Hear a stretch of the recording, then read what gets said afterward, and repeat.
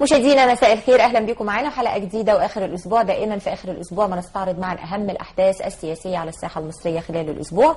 اسمحوا لي في البدايه ارحب بضيفي معايا الكاتب الصحفي الاستاذ باسل يسري الصحفي بالاهرام. اهلا بحضرتك استاذ باسل. اهلا بحضرتك. نبدا على طول ونقول اول خبر معانا: السيسي يرأس اجتماع المجلس الاعلى للشرطه وايضا يجتمع بوزير الدفاع. تفتكر حضرتك ايه دلاله هذا الاجتماع؟ الاحداث الارهابيه اللي بتحصل في القاهره او في المحافظات الفتره اللي فاتت دي، وبعدين لازم انا اربط الاجتماع ده بالقرار اللي كان طلع بانه الجيش سيساند الشرطه في تامين المنشآت الحيويه والمنشآت العامه تحديدا. يمكن انا ما لمستش لحد دلوقتي ان انا شفت الجيش غير الجيش اللي كان موجود من فتره، مثلا حوالين المتحف، حوالين محيط وزاره الداخليه، اكيد طبعا وزاره الدفاع والمنشآت العسكريه، ولكن انا ما شفتش لحد دلوقتي فعلا الجيش انتشر في الشوارع بالقدر اللي احنا كنا منتظرين انتشاره. ممكن ان هو يتمخض عن الاجتماع ده فعلا انتشار لبعض الاليات العسكريه في الشوارع. لازم يكون في تأمين اكبر، لانه احنا داخلين على فتره فيها انتخابات برلمانيه، فيها دعايه، فيها تواجد في الشارع سواء للمسؤولين او المواطنين او المرشحين، فبالتالي لازم يكون في امن اكتر. اتصور انه الرئيس سيلزم وزاره الداخليه بمزيد من الاجراءات علشان خاطر ما نشوفش الحوادث الارهابيه المؤسفه اللي هي يعني بينتج عنها ضحايا ابرياء مع الاسف الشديد. يعني في نفس السياق الحقيقه الخبر الثاني: انتداب المعمل الجنائي لمعاينه انفجار القبه، والنيابه تستمع للشهود وتطلب تحريات المباحث. هل احنا شايفين انه في اكتر من انفجار؟ يعني سلسله الارهاب في الفتره الاخيره ولغايه يومنا هذا الحقيقه بشكل مكثف جدا. شفنا يعني زي ما قلنا القنبله دي، فهل تفتكر انه ده ممكن ان هو بيتزامن مع محاكمه مرسي، ولا هي خطه مسبقه في فتره ما لإسقاط الدولة؟ لا، هو طبعا يعني بدون شك ابدا انه الجماعه الارهابيه عندها من الطموح ومن الامال الجنوني ان هم عايزين يسقطوا الدوله، واعلنوا ذلك في 28 فبراير القادم. وبرضه خليني اكون دقيق بعض الشيء، انه النيابه تطلب او تستمع للشهود او تطلب تحريات المباحث دي، انا شايف ان هو ابسط منها ان احنا نشوف الكاميرات اللي كانت بتصور المنطقه دي وكيف تم زرع هذه القنبله، لانه دي مش اول قنبله تتزرع، يعني سواء عند كوبري القبه او سواء عند قصر القبه او سواء في المناطق الحيويه اللي المفترض بيتواجد فيها الامن بشكل كبير فيها جدا مكثف. فلازم يكون في مش بس ان احنا نشوف شهود العيان، لانه ممكن شهود العيان ما يكونوش يعني عندهم المعلومات الدقيقه. تحريات المباحث ربما يكون المباحث يعني برضو عندها شغل تاني او دور تاني، ولكن في تفريغ لكاميرات اللي هي محيطه بمنطقه الانفجار.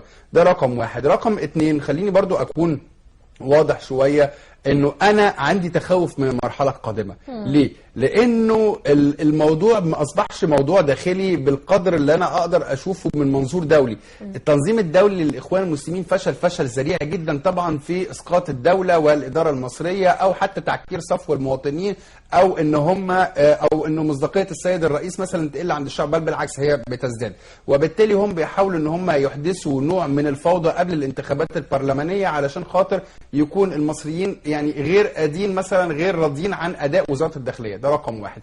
رقم اتنين، انه انا ما استبعدش ابدا، لو مش عارف اذا كنا هنتكلم في الموضوع ده ولا لا، حوادث الطرق المؤسفه اللي هي لسه هنتكلم بيحصل فيها دي، انا ما استبعدش ابدا انه يكون في اعمال تخريبيه بيبقى من ورا برضو الموضوع. يعني انا مش متصور ابدا ان هو خطا لعنصر بشري وهو السواق، لانه الاحداث بتتكرر كتير جدا. اللي حصل امبارح الصبح مع الاسف الشديد حصل زيه في نفس المكان الساعه 7:30 مساء. نفس الحادثه حصلت برضو في نفس المكان، فبالتالي اتصور انه الجماعه الارهابيه بدات ان هي بدل ما تلجا، لو تفتكري يا استاذه داليا سيناريو الحريق اللي كان بيحصل، حريق المحافظات وحريق الاقسام، دلوقتي ما بقاش فيه الحرائق، ما بقتش بالقدر اللي فيه حوادث الطرق. يعني انا النهارده لما اسمع عن 13,000 قتيل سنويا وانه مصر رقم يمكن واحد، احنا هنتكلم عن حوادث الطرق في حينها، لكن دلوقتي خلينا نتكلم عن المواضيع الارهابيه. لا، مسلسل الدهس ده اللي انا عايز اتكلم فيه، مش مسلسل الحرائق. خلينا اسميه مسلسل الدهس، لانه حماس الجماعه اللي هي القضاء المصري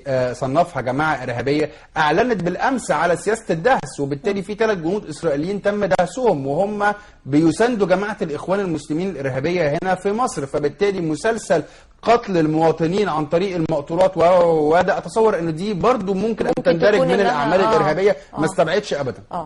طيب عموما احنا عندنا في نفس السياق انفجار قطار منوف، عندنا ايضا محطه مترو المرج القديمه بالقاهره، وعندنا ايضا 5 قنابل صوت في مدينه العاشر من رمضان. ومعانا سياده اللواء محمد سلامه الجوهري قائد وحده مكافحه الارهاب بالمخابرات الحربيه. اهلا بحضرتك سياده اللواء. سياده اللواء اهلا بحضرتك يا فندم. اهلا بيك يا فندم، مساء الخير. مساء النور، اهلا وسهلا يا فندم. طبعا سلسله الانفجارات وسلسله العمليات الارهابيه اللي زادت في الفتره الاخيره، شايف حضرتك ان ليها دلاله محدده في الوقت ده؟ ليها دلاله محدده بناء على ما يتم في الساحل الشمالي في رفح وتضييق الخناق عليهم، بيحاولوا يشتتوا اجهزه الامن ونقل عملياتهم زي ما هم كانوا بيهددوا الى داخل القاهره ووصلت الجبهه، الغرض منها خفض الروح المعنويه للقوات المسلحه والجنود وتشتيت الاجهزه الامنيه والعمل على ارجاء اخر خطوه من خريطه طريق اللي هي الانتخابات الامنيه. هو ده هدفهم، ولكن مش هينجحوا القوات المسلحه بتهديد الاصرار، وخريطه الطريق ان شاء الله في موعدها طبقا لما صرح به سيادة فتاح السيسي. ولحضرتك القنابل قنابل بدايات والصوره بيقوم بها افراد متفرقه وليست مجموعات، ويمكن تكلفه القنبله ما بتتكلفش حوالي 150 جنيه اذا كانت اسمها قنبله المونه. دي عباره عن مسامير وشرايح وبيتم تصنيعها تحت بير السلم، او اي ناس من خريجي كليات العلوم او كليات التخصصات الكيمياء قادرين ان هم يصنعوها. دي كلها الغرض منها اثاره الفزع والرعب واثاره البلبله داخل الشارع. طب سياده اللواء برضو يعني خلينا نكون واضحين، القنابل الحقيقه موجوده في اماكن حيويه جدا، من المفترض ان تامينها يكون بشكل استثنائي او بشكل مكثف عن العادي، فشايف انه ده يعني الخلل ده جاي منين؟ يعني انا من وجهه نظري ما بعتبروش خلل حضرتك. ما فيش اي دوله في الدنيا بتقدر تامن تامينات 100%، يا اما اذا كان كده كنا هنقضي على الارهاب بالكامل وعمليات الاغتيالات. حضرتك الاغتيالات ان الصاله الاولانيه او التفجير الاولانيه بتاعت صاحبها، حضرتك الشوارع النهارده مكتظه، ما فيش مناطق او اهداف هامه او اهداف حيويه او نقط امنيه منعزله عن الناس. اي حد النهارده حضرتك بكيس وماشي بكيس ممكن يحطه قدام اي مكان ويمشي. ده الحل الوحيد اللي مطلوب، الوعي الامني من الناس، ويبقى فيه لازم نظره امنيه لدى رجل الشارع، وازاي يتعاملوا مع كده، وازاي كمان قوات الامن لما تلاقي حاجه متفجره تقدر تتعامل معاها، اذا كانت بتخلي وتعمل منطقه معزوله تقدر تعمل. كل دي كلها اجراءات بتخف. انما حضرتك ان انا اي فرد ان يجي يحط حاجه، هي ديت شيء طبيعي مش هنقدر، او اي حد مش هيقدر يمنعه. يعني حضرتك اي حد يحط حاجه في الطريق او جنب السور، ولكن من عمليه ان بقى يخترق بوابه او انه يدخل داخل المبنى او يعمل حاجه داخل المبنى، هي دي اللي هنقول فيها ثغرات وفيها قصور. انما من خارج المبنى انا ما بعتبرهاش قصور نهائي. حضرتك بشكرك سياده اللواء محمد سلامه جوهري قائد وحده مكافحه الارهاب بالمخابرات الحربيه سابقا. بشكرك يا فندم شكرا جزيلا. ونرجع بقى لمسلسل الدهس اللي احنا قلنا عليه، لان حضرتك قلت حاجه مهمه جدا انا شخصيا عماله افكر فيها من الصبح، لانها حاجه مش طبيعيه. يعني واضح ان في شيء مش طبيعي. تفحم 17 طالب في تصادم اتوبيس بسياره الوقود. يعني غير الخبر ده النهارده الصبح امبارح، يعني في حاجه مش طبيعيه النهارده على طريق اسيوط البحر الاحمر كمان. دي قنا اللي حصل فيها برضو حادثه النهارده الصبح في الاقصر. يعني حوادث الطرق دي، انا شوفي انا والراجل مشكورا اللي هو سعد الجيوشي قايم بدور كبير جدا. يمكن في ضعف في الامكانيات الاقتصاديه علشان الطرق، بس انا مش عايز اقول كل حاجه عشان اصل الكباري بقى لها 50 سنه، عشان الطرق مش عارف مين، علشان الاداره العامه للمرور مش شايفه دورها كبير جدا.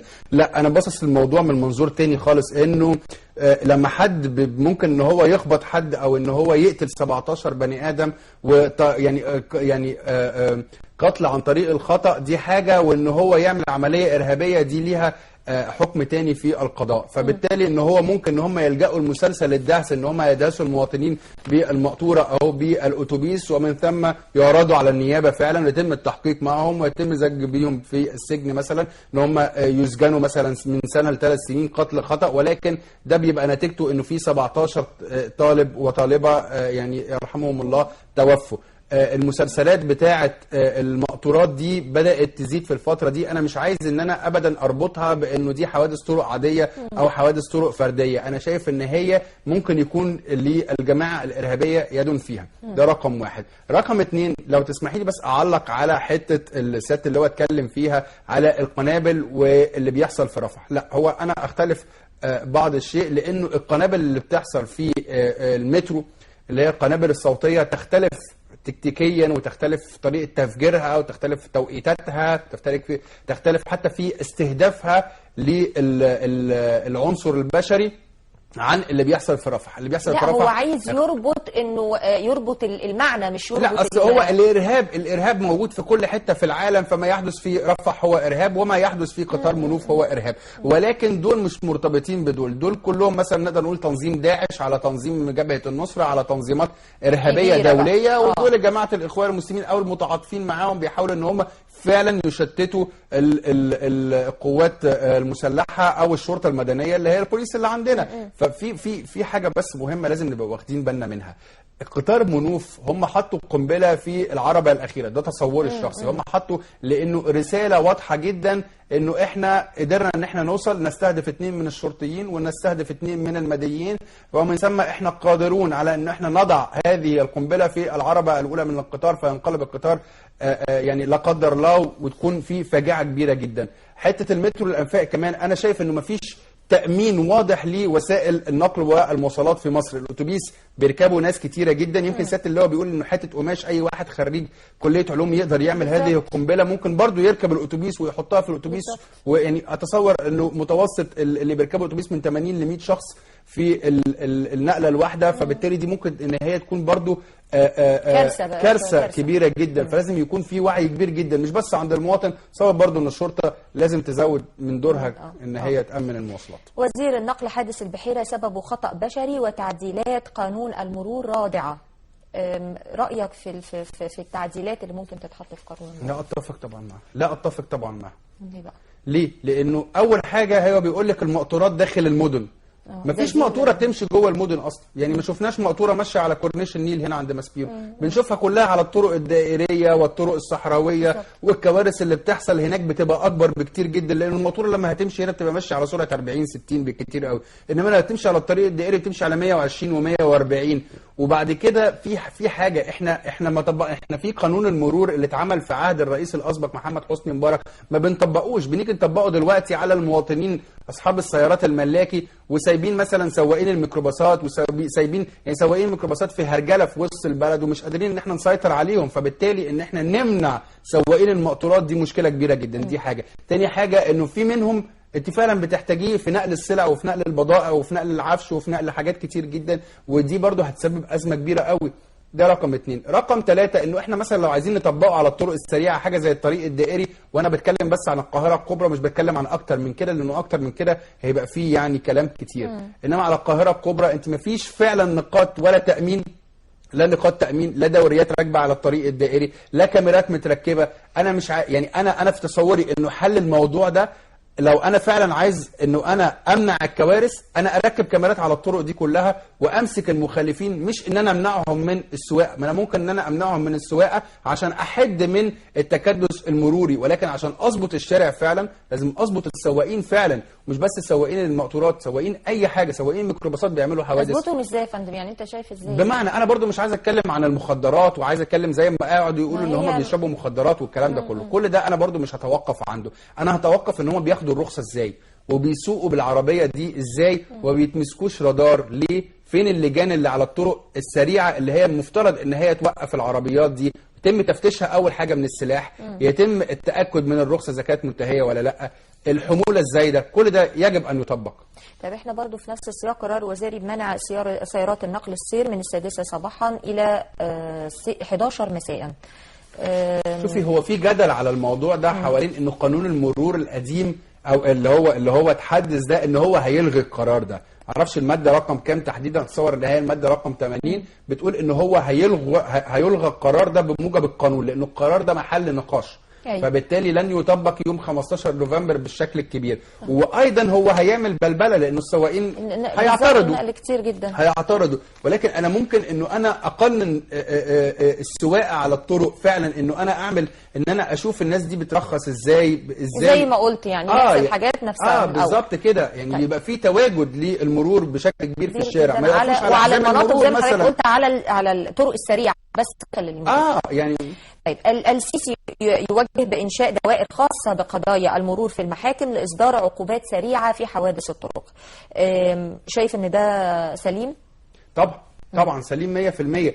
استاذه غاليه، انا عايز اقول لحضرتك انه يمكن في السنه يعني، او لما كنا نقعد نتابع الاخبار، احنا تقريبا من اوائل الدول اللي عندها حوادث. احنا رقم واحد مع الاسف الشديد ان احنا رقم واحد في حاجه زي كده. ولكن انت حضرتك بتتكلمي على 14-15 الف مخالفه ممكن تكون شهريه او خلال شهرين، في حين انه دوله زي المانيا من 10 سنين ما ارتكبوش فيها مخالفه مروريه واحده. الدوله الوحيده، لازم المشاهد يبقى عارف انه الدوله الوحيده اللي فيها عسكري مرور هي مصر. مفيش دول فيها عساكر مرور ابدا، كلها فيها كاميرات. السائق السياره سواء اي حاجه مقطوره او نص نقله او اي حاجه، هو خايف اصلا من العقوبه الرادعه سواء كانت بالسجن او سحب السياره او المخالفه الماليه او الغرامه الماليه الضخمه. يعني سمعت ناس كتير قوي بيتكلموا على التلفزيون امبارح بيقولوا نحن نرفض التغريم ولكن نؤيد التجريم. تجرمي السرعه الزائده، تجرمي السير عكس الاتجاه، تجرمي كل هذه القضايا. لانه زي ما الناس كلها عارفه انه لما حد يروح عشان يتسلم سلاح من وزاره الداخليه، هو برضه بيتسلم رخصه قياده تكون اكثر من السلاح. يعني رخصه السلاح هي في حد ذاتها خطر، وبالتالي رخصة القيادة أنا أتصور أن هي أخطر من حمل رخصة سلاح، لأنه بهذه المركبة التي طبعا ده قيادتها يعني بالظبط كده، بالظبط يعني ممكن يقتل يعني كم. ومش صعب أبدا، مش صعب أبدا تطبيق المرور في أي دولة في العالم بيتم تطبيق المرور. بالظبط. معانا الأستاذ يسري بدري رئيس قسم الحوادث بالمصري اليوم. أهلا بحضرتك أستاذ يسري. اهلا بحضرتك استاذ زكريا. الحمد لله. كنا عايزين نعرف من حضرتك الاجتماع النهارده مع سياده وزير الداخليه وبيان وزاره الداخليه هيكون عن ايه؟ والله هو بالفعل النهارده السيد رئيس الجمهوريه كان عقد اجتماع صباح اليوم مع وزير الداخليه واعضاء المجلس الاعلى للشرطه على خلفيه الحادث الاخير اللي وقع امبارح في الدخيره واشهر عن تفحم 18 جثه واصابه 17 اخرين. الاجتماع اللي عقد بمقر الاتحاديه تضمن عدد كبير من مراجعه الخطط الاستراتيجيه التي تتعامل مع ازمه المرور في ظل قرار صدر من مجلس الوزراء بتعديل بعض مواد قانون العقوبات وكذلك قانون المرور. عقد هذا الاجتماع وزير الداخليه عقد اجتماع مع قيادات وزاره الداخليه على مراجعه كل خطط المرورين فيما يتعلق بتركيز حملات على الطرق السريعه وحملات الكشف عن المخدرات بالتنسيق مع وزاره الصحه. والوزير شدد على تطبيق القانون على الجميع دون اي استثناءات. ووزاره الداخليه اتخذت عده اجراءات لبدء في تطبيق هذا القانون بمجرد اخراجه من رئيس الجمهوريه. في الاجتماع ايضا استعرضوا عناصر الاستراتيجيه الامنيه لمواجهه التحديات خلال المرحله اللي جايه. أيوة. والوزير شدد على ضروره ان يكون في استنفار في كافه قطاعات الوزاره لمواجهه العناصر الارهابيه والبؤر الارهابيه اللي الفتره الاخيره جنحت فيها ان هي تعمل حوادث ارهابيه بشكل عشوائي تستهدف محطات مترو الانفاق وتستهدف المواطنين الابرياء. اذا كنا نتحدث اليوم عن محاوله لدرع عبوه ناتفه في محيط القصر الرئاسي بقصر الخلطه، والعبوه الاخرى التي تم تركها في محطه مترو المرج. ايضا الوزير شدد على ان يكون هناك متابعه ميدانيه للتعرف على المشكلات والقضايا على ارض الواقع. ايضا استعرض المشكله المروريه وكيف تعامل الادارات المختلفه على الطرق السريعه وتطوير الخطط المروريه وتفعيلها.